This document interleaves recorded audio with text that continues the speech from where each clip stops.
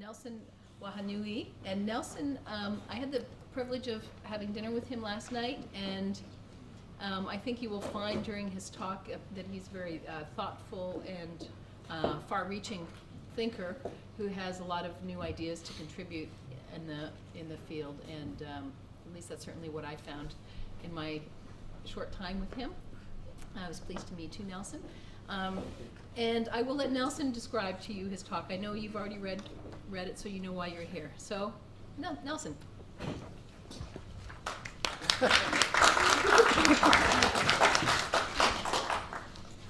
Well, kia ora koutou. Thank you for that lovely introduction.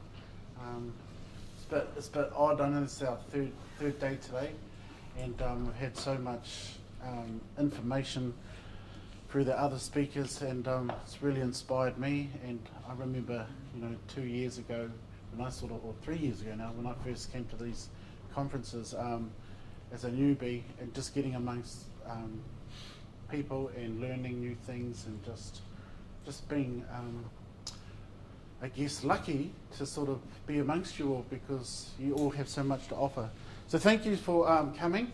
I'm going to present to you what we're currently up to, called the Gambling Harm Prevention Awards, and we're going to sort of go over how we got there, and we'll have questions at the end. So we'll get into it.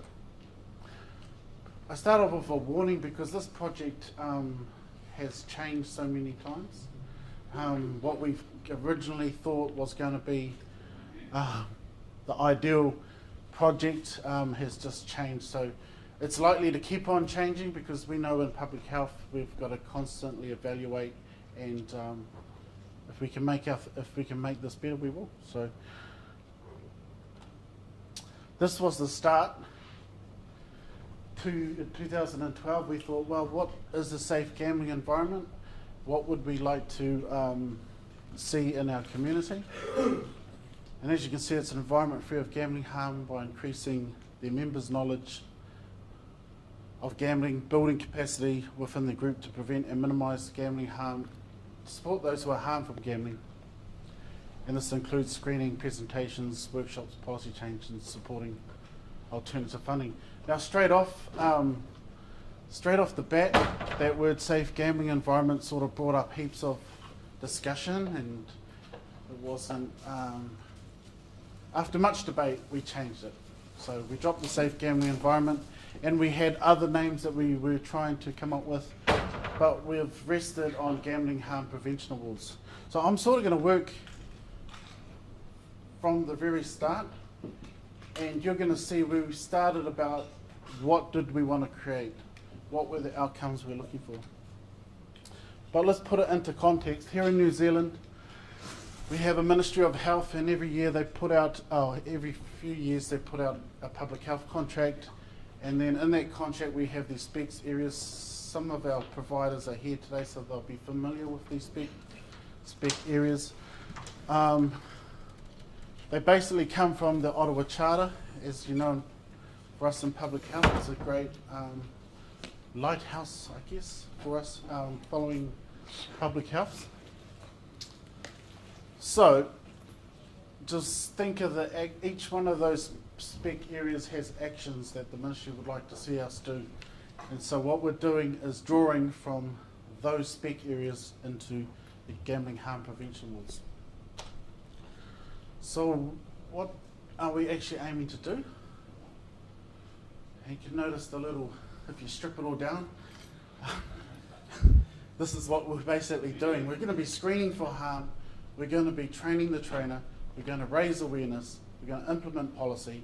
We're going to educate the public, and we're going to support gamblers. Yeah? Does that sound cool? But wait, there's more. So we were looking at to combine the Ministry of Health specs to deliver through one project, rather than take one task at a time.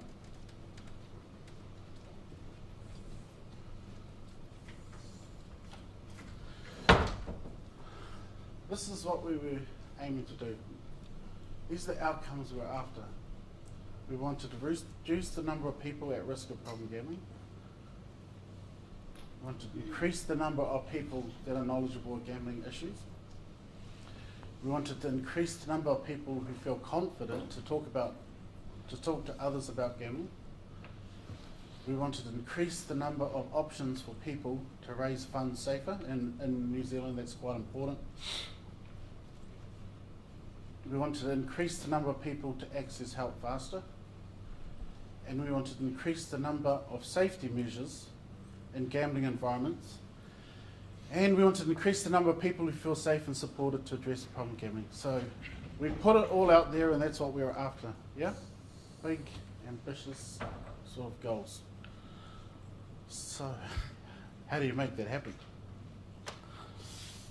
So we put these gambling harm prevention awards together that was going to celebrate or acknowledge those groups of communities or those teams that would achieve that or work towards those goals. So this is how you get a gambling harm prevention award. You inquire about it, you share our info with your potential teammates, so you've got to get a team, registered team of 4 or more people with us. We come up with 4 because we couldn't, it just come out of, you know, we don't know whether it should be 3, 6 or 9, 10, but let's just go with 4. So we wanted teams of people or organisations going for these awards, and we would. Those team members would need to complete a gambling first aid certificate. So that was another important development of this project. And then as a result, you receive an award for your team. So you've got a team of people going for an award, and they go through what we're calling a first aid certificate. So we have a little criteria. It's not the most scientifically based. As you can see, it's quite simple. 3 main areas we're focusing on is actually completing the certificate, is actually getting a good score on your final exam, and whether you implement policy. And we know that policy in a workplace does anybody here actually have a workplace policy around gambling? Mm-hmm. Yeah. Anyone else? Can you just show your hand if you do have one? Yeah. So what we're trying to achieve here is obviously to increase the number of policies in workplaces around gambling. That's why we've put it in our criteria. You can see what it takes to get either a gold, silver or bronze award for this.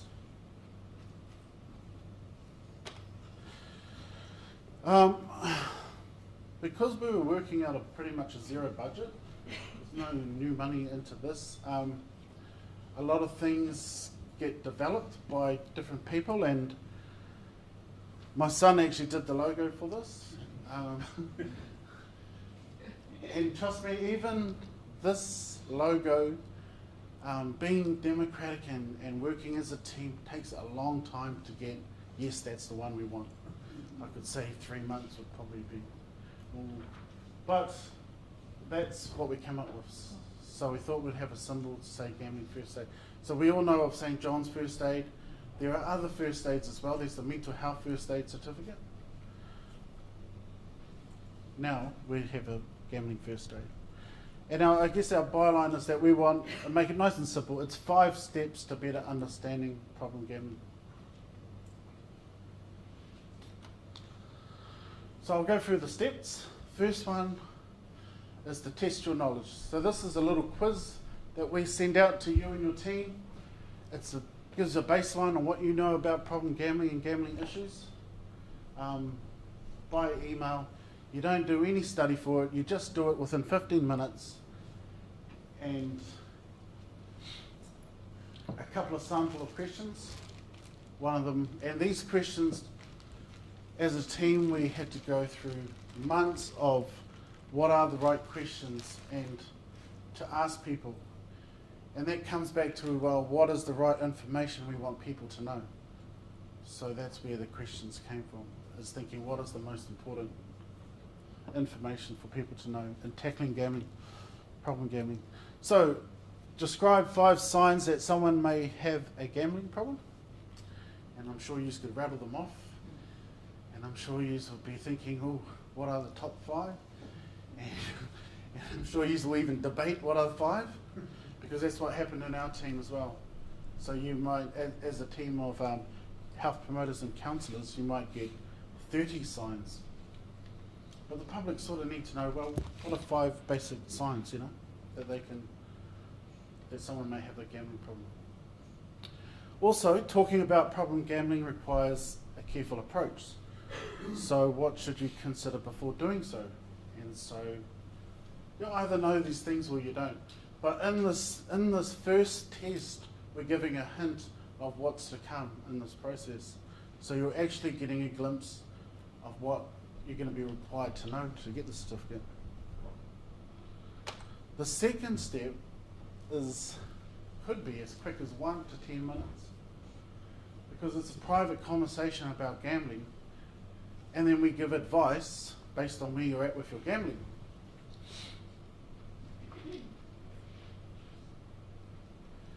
We also, as a result of the step, we've got a tool. So this conversational tool that we share with you can be used for you and your loved ones, whether it's a friend, a colleague, to have a conversation about gambling. I'll give you a quick sample. I don't know if you can read that.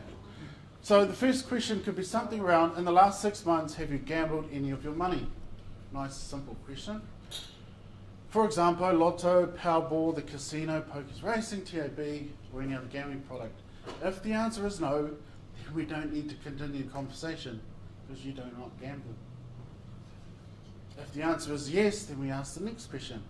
Did your gambling increase in any of these areas? Money, are you spending more money on gambling? An example, at first my limit was $20, now I spend 40 or 60. What about time? Are you spending more time gambling than you were 6 months ago? An example, I would gamble for 30 minutes, now I gamble for 60 minutes. So looking for an increase. And how often? Are you gambling more often than before? An example, I started gambling every fortnight, now I gamble 3 times a week. If the answer is no, then great, we give this advice. And so after every question, there's only 5 questions, there's a follow-up action. And this is our advice we'd give. I'm not going to read it all up. If the answer was yes, we go to the next question. So this is leading into brief interventions. This is leading into whether somebody needs to contact a service or whether our service contact you. So this is the screening part that I had earlier. The third step is what we're calling get informed. This is all about the educational part. We discuss your results from the first test. We show you what we have on our website. We look at our fact sheets. We may have a workshop and presentation and stuff to go over those important information that we would like, or we think you should know more of, and how to deal with gambling. So this is the educational part, the third stage. The fourth step is about have your say. So this started off about where the policy part came in. Have your organisation got a policy around gambling? What is it? Is it time for review?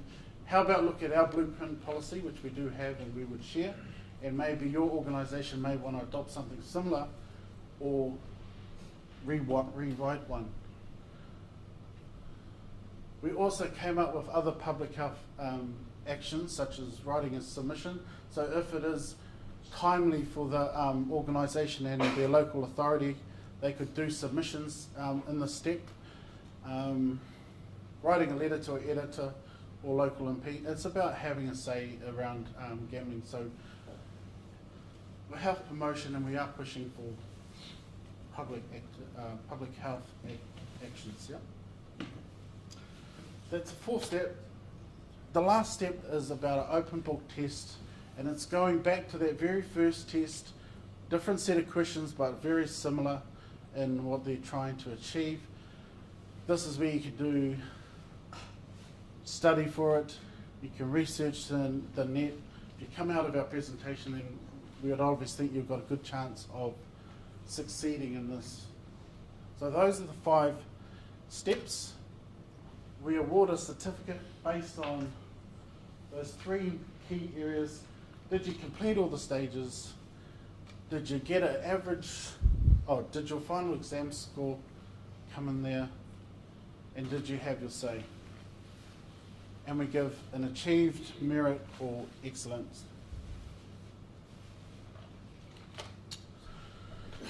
So to get to this point, we've been trialling it in-house at PGF, and that will continue, and we're starting to roll it out to the public. We've got consumers and non-problem gambling services and health services ready to do this. We've got a lot of interest with the other problem gambling services in the sector.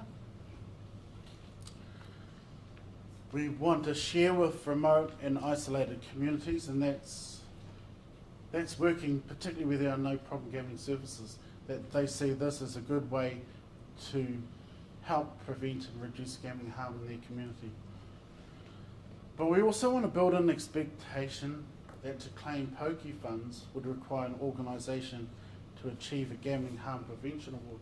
And I think if we start rolling this out, particularly in New Zealand, wouldn't it be great if you do take pokey funds that your organisation is taking steps towards preventing gambling harm?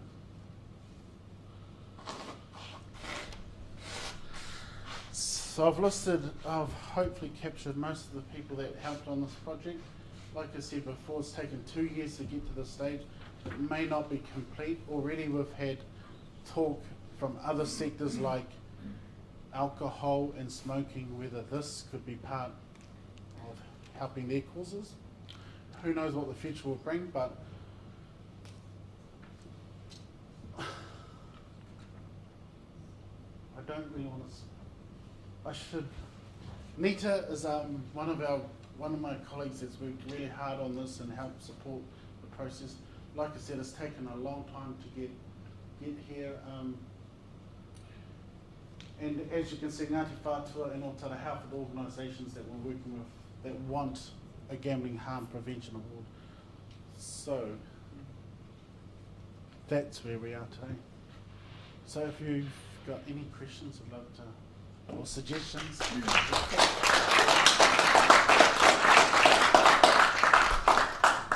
As promised, very thoughtful, forward-reaching presentation. Yes? Yeah, I've got a question. It's in relation to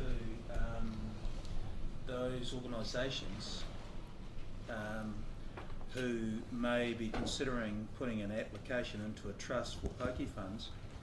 How receptive do you think croquet clubs or eventing clubs or racing clubs, how connected or how considerate might those particular clubs, who may not represent so much in contributions to pokies, but are certainly very adept at applying for pokey funds, how receptive do you think those organisations might be to considering the harm to the community?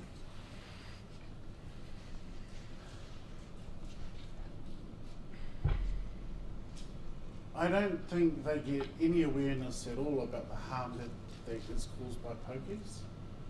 I don't think the Pokey Trust is going to share information that would say, oh, by the way, as you're applying for this fund, this is the harm that's caused by it. I see this as a way of doing it. Yes? When you say organisations, and you sort of targeting these groups of 4 or so within organisations, are you talking mostly about workplaces, or what sort of organisations? Yeah, could everyone hear the question? Could you mind repeating the question, Betsy? The question was, are we targeting work organisations specifically? Yeah, just what are the range of organisations that you'll be targeting for the program? Yeah. At first, it's been those that are close to problem gambling or health services or our friends and allies that we're already linked up with. Because like I said, we're still trialling and getting this right for the wider population, but yeah, definitely right from the start we were looking at big organisations as well as small organisations. So for example, Raukura Hauora, who has got several teams within the organisation, we targeted the team that has got a contract around gambling, and we're asking them to come on board, and they've been there right at the very beginning. And the idea is that they represent their organisation to influence the other teams that are within the organisation. So that's well over 100 people, Grant? 200 people Okay. that his team can go and work with the other teams on. Yeah. Yep. So the idea wasn't about isolating it to just those organisations who have contracts around gambling. It was about influencing the opportunities for those organisations who then work with other organisations to introduce it to them. So the idea is about sharing the information. It's about making it available in the best form that we felt was applicable and easy to follow, because it had the steps that were there and the framework.